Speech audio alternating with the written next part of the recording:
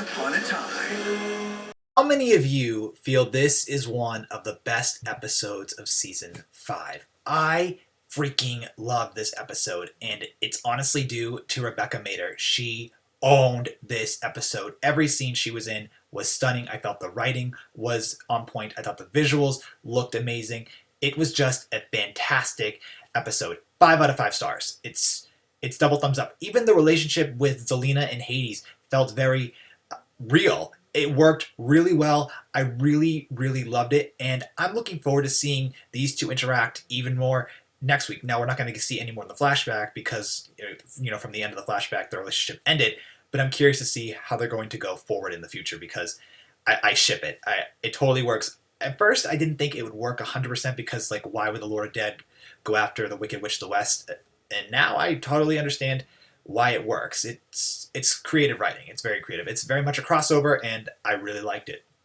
Before I get into the flashback and the present day storyline, I have to say this episode and last week's I thought were really funny, where either Liam or Killian said the Brothers Jones in the Brothers Jones episode, and now Hades said Our Decay. So Once Upon a Time is doing a little bit of meta humor by saying the episode titles within the episodes themselves. I like that. So in the flashback, it's sort of Dorothy versus Zelina, and Hades meets Zelina, and Hades falls in love with Zelina, but Zelina rejects him. The battle between Zelina and Dorothy, I didn't think was amazing. I actually was kind of hoping for a little bit more. More or less what happened is Dorothy comes back, she protects the Scarecrow from Zelina because Zelina wants to cast her time travel spell, she needs a brain. But it's interesting to me that here she stole a real brain from the Scarecrow, but in season 3, when she casts the spell, she just uses a representation of a brain. So I'm wondering how she found an exception to that rule of her spell. So Zelina gets stopped by Dorothy. The visual where Zelina uses a green fireball to destroy that guard's head by accident, I thought was really cool. I also really liked how Toto stopped Zelina or helped stop her at that moment. That was really cute. I really like that dog, and I want to see him again. Cute dog. So that's the only part of the flashback I felt was weak. Not that particular scene, but it was just Zelina versus Dorothy, and it was only in 2 scenes. And I thought this was supposed to be kind of hyped up to see the Wicked Witch of the West versus Dorothy, the savior of Oz, and then it kind of went nowhere because when Zelina finally found Dorothy again, because she was hidden somehow, she just kind of taunted Dorothy, and then she walked away thinking that she pretty much won because now she said to Dorothy, I'm going to, kill every munchkin, destroy every witch and whatnot, and, you can watch the Land of Oz fall and see how you kind of protect them. She was being very wicked, of course, but I just wish we got to see a little bit more of them interact, in all honesty. But I guess the purpose of the flashback wasn't to really show the battle between Dorothy and Zelina. It was to show Hades and Zelina's love. So we learn here that Hades is resentful of Zeus sending him to the underworld to rule it. And, somehow his heart became closed off to love, and he wants to cast a time travel spell so he can go back and take over Mount Olympus. And, Zelina wants to go back in time to, destroy Regina's happiness by making sure that Cora didn't give her up at birth.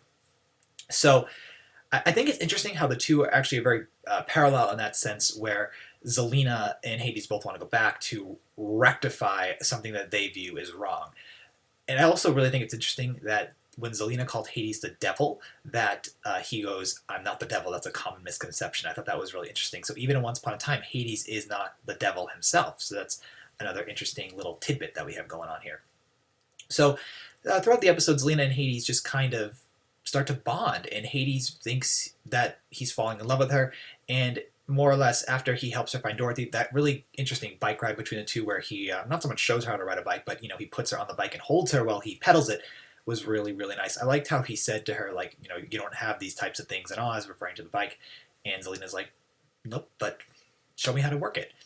I thought that was really interesting. But then that scene after Dorothy taunts Zelina and Hades is gone, she actually looked a little broken, and I'm wondering if that is kind of what made her think no one will truly love her. So the more or less the end of the flashback is Hades feels that, if he gets true love's kiss from Zelina, his heart will be unfrozen, he can love again, and then he'll be free from Zeus' spell. I didn't truly understand that, but I'm not going to dissect that as much as I want to. I'm definitely going to rewatch this episode to get a bit more feel feel from it. But either way, the purpose of it is Hades' heart is frozen, and he needs love, or he needs to go back in time and just reverse that from ever happening. And Zelina doesn't kiss him because she feels that once Hades is free from the underworld, by having his heart, I guess, defrosted, he can do what he wants, use Zelina's time travel spell. So she pretty much is just resentful of the idea. She again stops her own happiness. It's actually very parallel to Regina stopping her own happiness in, I believe, Quite a Common Fairy. There's just many parallels between the two of those, between Zelina and Regina as well. It's actually very interesting. But of course, most people are rooting for Regina. Now, that's more or less how the flashback ended.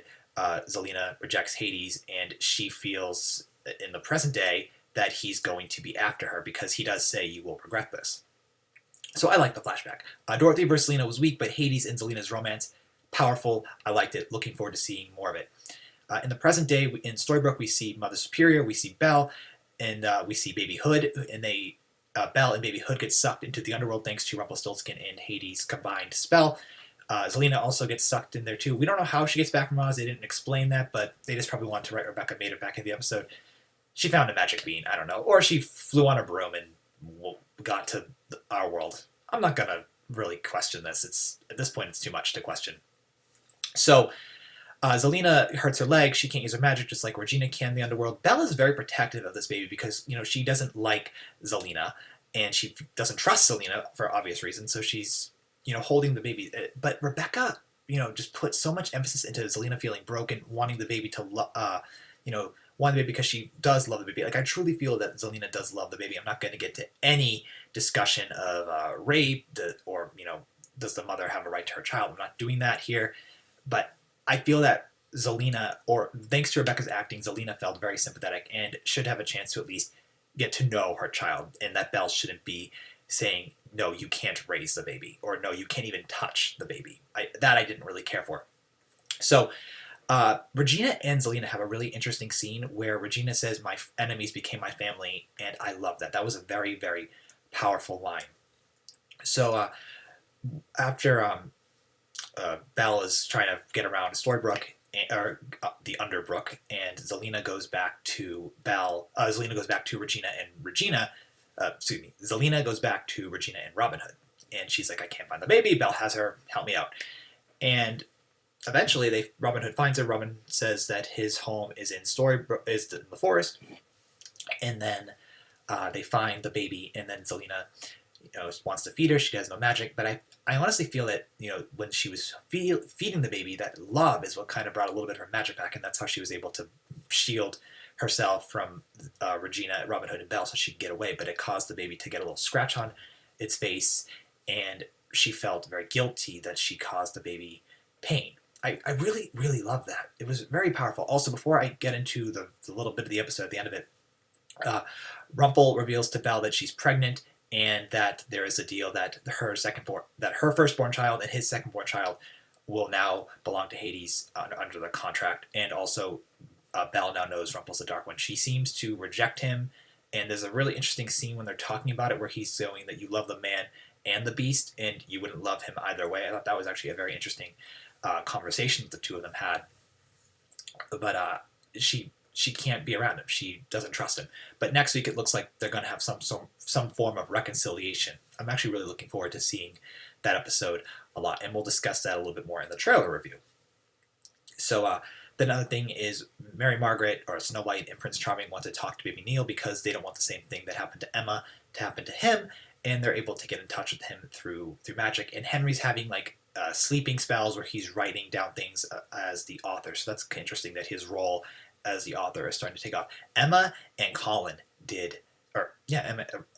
Jennifer and Colin, or Emma and Hook, did nothing in this episode. It was really weird. They kind of took the back burner role that Robin has been taking for quite some time. I actually really didn't like it. I really wish Emma was a bit more involved here. But overall, this episode is solely based on Rebecca or Zelina, and Emma really doesn't fit into Zelina's storyline. So, more or less, to wrap it up, Zelina gives the baby to Robin and Regina, feeling that Hades is after the baby to have the symbol of innocence for the time travel spell, and in the end, she's like, just take her, protect her, I'm done. Like I'm done being wicked in essence. I also really like that she was at her farmhouse. That was interesting that she went back there too. And following that, Zelina meets Hades at the clock tower, and Hades says to Zelina that he made the underworld look like Storybrooke because she wanted to cast a dark curse like Regine did. So he actually very much loves her. So it's really interesting to me that he is doing everything he can to make her happy, despite the fact that she doesn't trust him. And she flat out says she doesn't trust him at the very end of the episode. And she said she's going to get her daughter back. And I feel like she's actually going to stay on the side of good because, I think she just wants to be a mother. And again, not going to get into any type of political debate about it, but I'm really curious to see, will there be a shared custody? How will she get the baby back? Or will she just decide that it's truly better for Robin and Regina to raise the baby? I mean, there's a lot of interesting debates to go with, and I'm not one to get into all that nitty gritty, at least not right now. So overall, I thought this episode was very exciting. Greg Germain, he's interesting as Hades. I'm enjoying Hades the character, but I wish he would talk in a different tone. I feel like he's in like a stagnant tone where he's just going, "You will listen to me, and I will not hurt you." I'm just not loving how he always talks like that. Even when he was being romantic, he was talking like that. I'm like, can you level your voice a little bit? Like, do something a bit more interesting. But overall, acting was great on Rebecca's part. Greg Germain did very good, at least in personifying Hades' different emotions, though I do wish he could change his voice. What will happen with Selena is she's truly on the side of good, and what's going to happen with Rumple and Belle. So 5 out of 5 episode, or 5 out of 5 stars for this episode. Fantastic. Share your thoughts in the comments below. Thank you so much for checking out my review of it. We'll do the trailer review of the new episode for episode 18, I think, or episode 17 that we're on. And we'll talk about Once Upon a Time very soon this week. Bye, guys.